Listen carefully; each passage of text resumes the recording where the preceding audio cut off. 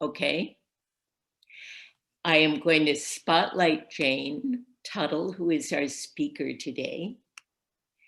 And I am going to start, Jane, with a reading from John Donahue, and then I'll turn it over to you, okay? Sure. As I light the chalice with my listen, open, serve matches to mark our time together. This is a beginning for a blessing for the new year by John O'Donoghue, the Irish poet. On the day when the weight deadens on your shoulders and you stumble, may the clay dance to balance you. And when your eyes freeze behind the gray window and the ghost of loss gets into you, may a flock of colors, indigo, red, green, and azure blue, come to awaken in you a meadow of delight. When the canvas frays in the corral of thought and a stain of ocean blackens beneath you, may there come across the waters a path of yellow moonlight to bring you safely home. May the nourishment of the earth be yours. May the clarity of light be yours. May the fluency of the ocean be yours. May the protection of the ancestors be yours. And so may a slow wind work these words of love around you, an invisible cloak to mind your life. Jane, welcome, and go ahead. Thank you. And it's lovely to present to this wonderful, esteemed group of good Unitarians. And most of you I've known and my folks knew. I'm planning to talk for just a little while and then there'll be time for questions. So basically, our family moved to Rochester in 1955, and I was about 3. And we had this rambunctious group of 4 children and 2 parents. The kids, it seemed like more than 4, I think, some of the time. So they went shopping for a church. We tried out different places. I was quite young at the time, so I don't remember a lot of it. And when I was maybe 7 or 8, we found the Unitarian Church, which was really an amazing find. And my parents became very active in the church. My father, David Tuttle, was on the building committee when they recruited Louis Kahn to design the current church. And he chaired the building committee when they did the addition. And my mother goes back a long way. She worked with some other good folks on community interest, which was an effort to help inner city families get financing for their own homes. They also had a plan to build housing on the back, that hillside that where the Memorial Garden is now. There was some discussion at one point about having low-income housing built there.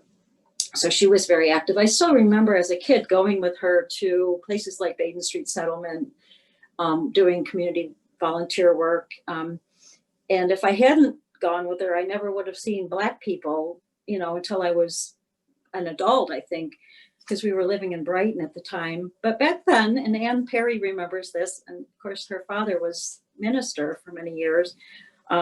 We went to Sunday school at the Hutchison House and the Harley School. We could walk to the Harley School from our house. And then the church was finally built. There's a picture of the groundbreaking that shows my father, and I'm in the background. My siblings and I are in the background. We were still quite young. That was in the early 60s. So I was maybe 11 or 12 when the church was actually built. Those are all such good memories. The other thing that was notable is my family's had a long history of social activism. My parents participated in an effort. Some of you remember this. The church had a movement to protest the Vietnam War by withholding their telephone tax. Kind of a symbolic, but I think meaningful move. And so I have a legacy of social activism and also my mother's work in the community, of course. So growing up in the church was really interesting. I joined YRU, which I don't think exists anymore. LRY does. And you were a member of, we'll talk about this maybe a little bit afterwards. I think we were both active in LRY, and some of the others of you probably were. I'm dying to hear if Kelly Asquith Jackson was part of LRY. I'm guessing he was. I know they've changed that kind of model over time, but before that, I think the junior high age kids were in YRU, which is an interesting acronym, kind of YRU, U for Unitarian. I think it was young, maybe young restless Unitarians. I don't know. It was very interesting. And those were great times. We traveled to Buffalo and had youth conferences. And of course, that was by then I was a teenager. I was in the 60s, and it was a pretty wild time. Lots of change, lots of testing. And what was interesting is my best friend growing up, actually from Brighton, Gabby, who's just recently moved back to Rochester. We've picked up our friendship again. Moved to Pittsford when I was in 10th grade, and I went out to visit Gabby in at her new house and hang out, in Pittsford Village. And didn't we go into the old Hicks and McCarthy, and somebody she knew from school was there, and there was an older guy with him. This guy, Jim, ended up becoming my first husband. I was a sophomore. I meet this older guy. His nickname was Freshman Jim because he liked to date younger women. And it wasn't a sexual predator kind of thing. I'm going to bare my soul here a little bit. I think it was that he was a very needy guy. He was 5 years older than me. And of course, my parents were not happy at all with this arrangement. You can understand. His mother had a long history of alcoholism, and his father had they'd gotten divorced when she was pregnant with him. He never really knew his father. So he was a really kind of a lost soul. He's a great guy, but very needy. So I guess that nurturer in me, responded to this neediness in him. And suddenly, and it wasn't a sexual predator kind of thing. It was more his emotional level was kind of more like a high school age person. And he'd been in the service. He was living with his mom at the time. So we started going out, and my parents, again, were not happy about it, but we kind of, did our best. And I hold no animosity toward, he's the father of my son. I have an amazing son who was born when I was 17. And again, my parents were not happy about that. I totally get that. And, their comment to me was, we always had you destined to be a hippie. We wanted you to be a hippie. And I was thinking about this when Libby spoke about her having given up a child for adoption during college, and that, like Joni Mitchell had, and that freed them both up to kind of go and do pretty important work. I know Libby talked about her social activism. Of course, my son was born right before Woodstock. And I think if I hadn't been pregnant and having a baby, and by the way, he was 7 weeks early, I probably would have gone to Woodstock. I might have been that hippie kind of, who knows? So anyway, my son really grounded me. And the reason I didn't have an abortion with him, because his father's mother is very Catholic, and she was dead set against abortion. And she was determined that we were going to be having this baby. And, of course, I really wanted, I never really didn't want to have the baby, but I realized it wasn't ideal. I was, I did barely graduate from high school. And then, of course, went on to college, and I'll talk about that in a minute.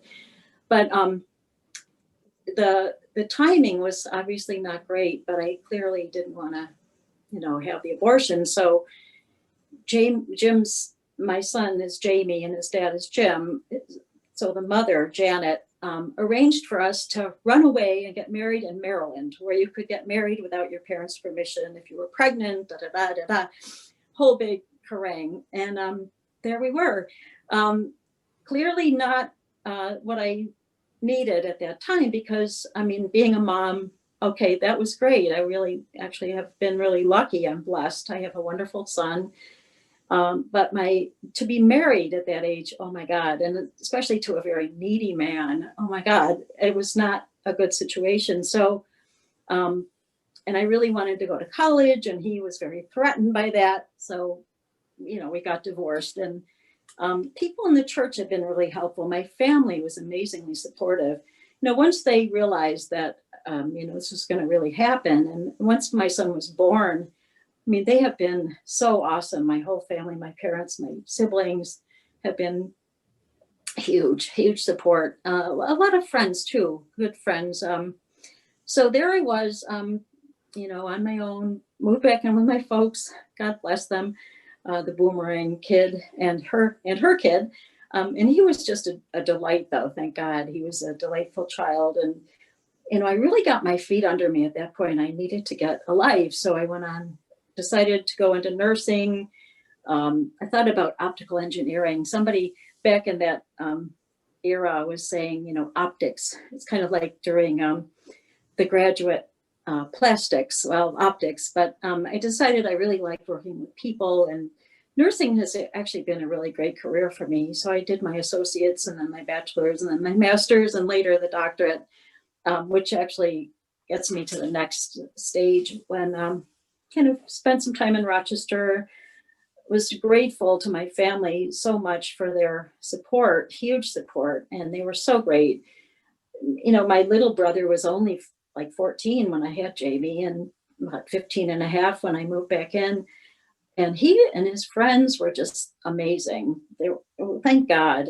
My other brother, who was only a year younger than me, was also phenomenal. And my sister, Rue, who lives out in Colorado, she was another big support. So anyway, I decided to go into nursing, and then one thing led to another. I worked at Strong for a while. Once I got actually became a nurse practitioner through a program at Buffalo, and then moved. I was dating this guy named Scott, who was excellent with my son. He was amazing. It turned out there's this whole history I found out later of his high school girlfriend got pregnant. She was Catholic. Her family sent her away to Oklahoma to have the baby. That's what you did back then.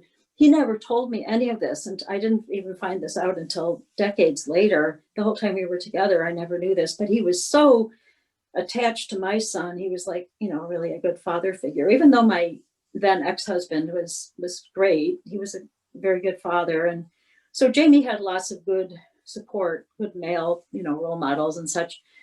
This guy, Scott, though, it was so interesting because he's an architect, lovely guy, but not the marrying kind, I guess you could say.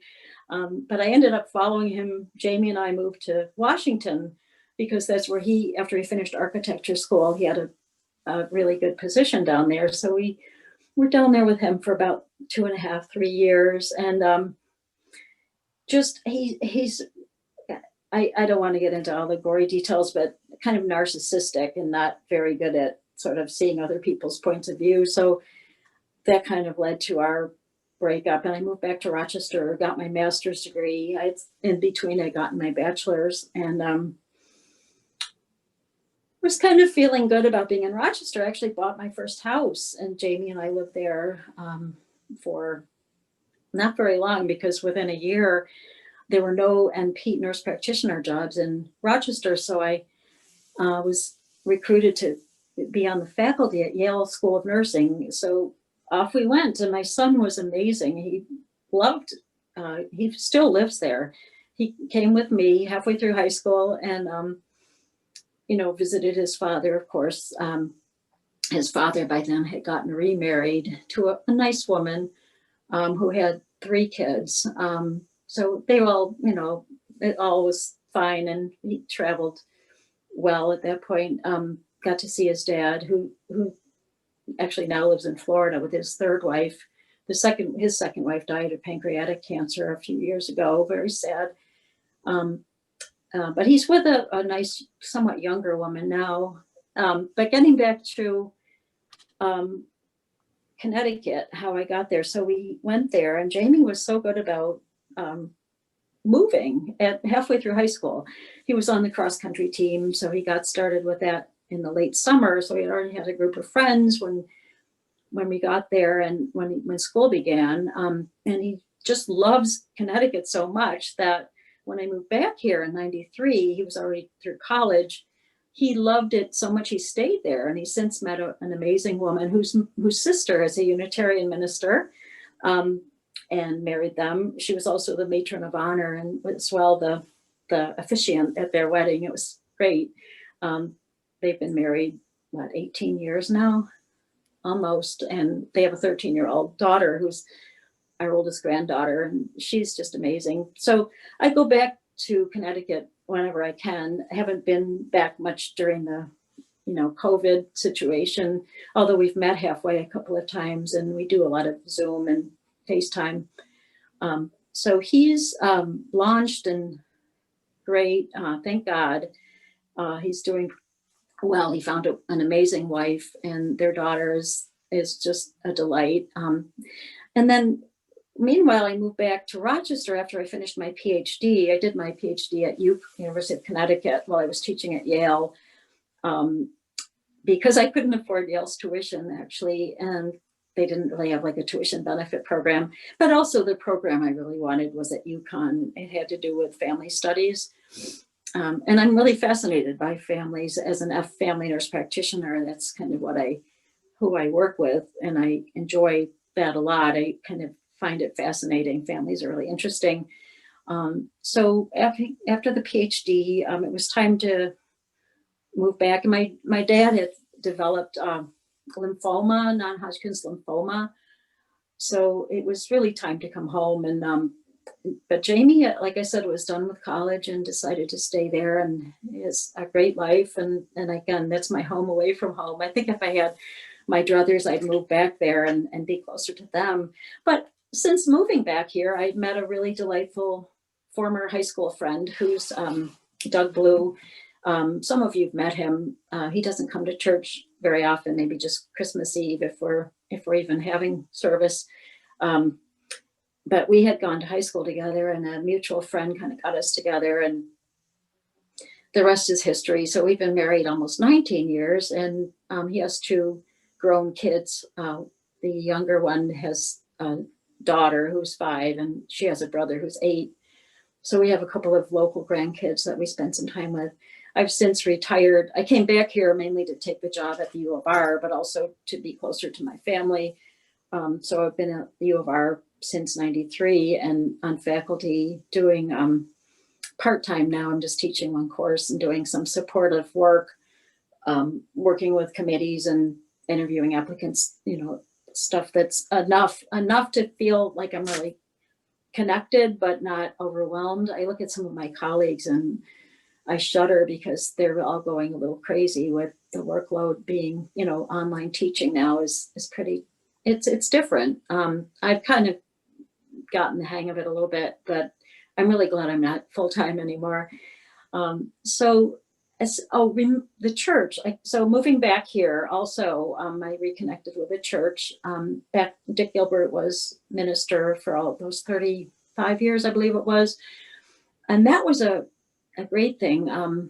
After my father died in 97, I joined the church officially thinking, well, I'm a senior member of this family now, I should, step up. So I became a member officially, and also became very active with some of the committees. Like I was on Dick Gilbert's Ministerial Relations Committee, and then chaired it the year that he was retiring, which was an honor and a joy.